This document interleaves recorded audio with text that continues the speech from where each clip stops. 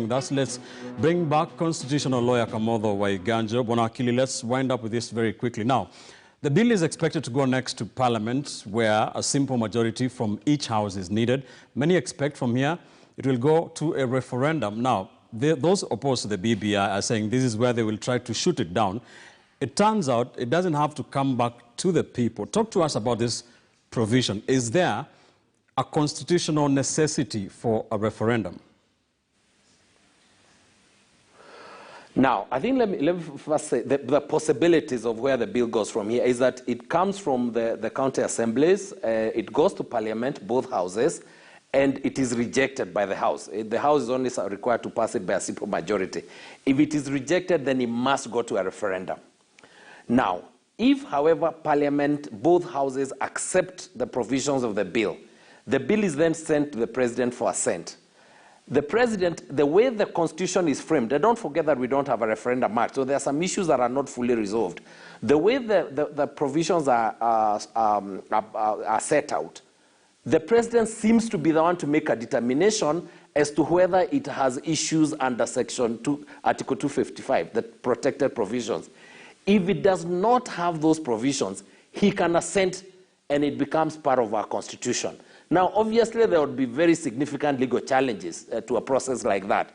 And the courts have sort of given an indication that they would be willing to listen to arguments that say that Parliament does not have the power to make the sorts of amendments that are being made. But it is theoretically possible for the bill to then go straight from Parliament to the President, and the President assents if the issues that are in that bill are not the ones that offend Article 255. And a reading of the bill, the issues that are there that affect Article 255 are very tangential. They are not fundamentally attacking Article 255. So it's probably an arguable issue as to whether it can become a bill without going to a referendum. However, if there are, of course, Article 255 provisions, then it has to go to a referendum. So those are the two situations in which it goes to a referendum. One, if it is rejected by both houses, it does not die there. Parliament does not have the capacity to kill a popular initiative. It then goes to the people who are allowed to pass it by a simple majority. Or if it has provisions under Article 255, it must go to a referendum. If it doesn't have provisions under Article 255, it can actually straight become a constitutional amendment. And I think that is what is going to be the most contentious issue in the next step. There's a school of thought that says that the provision on removing the cabinet approvals and the appointment of the judiciary ombudsman makes an affront, is part of the 10 protected provisions. What is your learned opinion? I'm not sure. I think the one about the independence of the judiciary is a stretch. I'm not sure that having a judiciary ombudsman whose power is purely to inform and to advise the Judicial Service Commission, he or she has no executive powers over the judiciary. I'm not sure that one can say that that affects the independence of the judiciary as an institution. The one about the functions of Parliament is a bit trickier because the BBI has provisions that change the functions of the Senate. Remember now the Senate is the one I believe to be approving the controller of budget and I think one other office. Then of course the functions about approving cabinet secretaries and chief officers has also been removed from the National Assembly. One can argue that that affects the functions of Parliament. But that's what I mean about it being tangential, because this is not a fundamental function of the House. And I think that there's going to be an argument back and forth about what was the intention of the framers of the Constitution when they wanted us to protect the functions. Was it functions that take away the powers of Parliament to the detriment of the independence of Parliament itself, and therefore it is subservient to the executive? I think that is what I mean, that it's going to be an arguable question.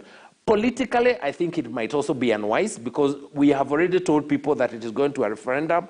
This is a constitutional amendment. You want a constitution that is owned by most Kenyans. So even if the law, even if there was an arguable case for a no referendum, I think it may be politically unwise to go there unless, you know, I mean, the promoters felt that they might lose the vote. But I think on the whole, it's probably more pragmatic to subject it to a plebiscite. Yeah. My final question to you on that, what you've just said there, the political side of it, do you think the proponents of the BBI have done enough to be confident that Kenyans would endorse this at a referendum?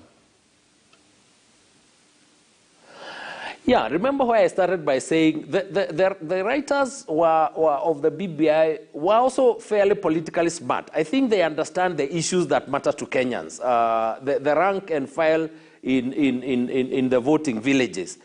If you tell Kenyans that they're going to get more money through devolution, and don't forget, even though we look down on devolution, many of us who live in Nairobi, because we've had the benefits of government all our lives, most people in West Pokot, in Turkana, they have seen government for the first time for the past 50 years with that little money. So if you tell them that a little more money will come, they will support that. If you tell them they have extra constituencies, those of us in Nairobi think, oh, too many MPs, a very high wage bill, members will say, look, we'll get more CDF.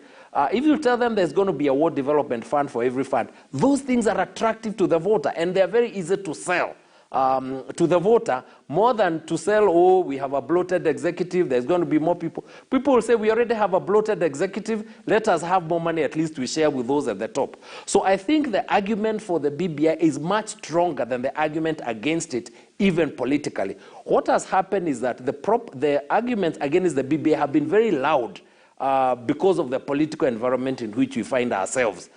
They've been very, very loud that they have drowned out a substantive discussion on the benefits or weaknesses of the BBI. I think once you go to referendum, I think it's going to be a very different conversation, because the conversation will now be based also on facts, of course with politics.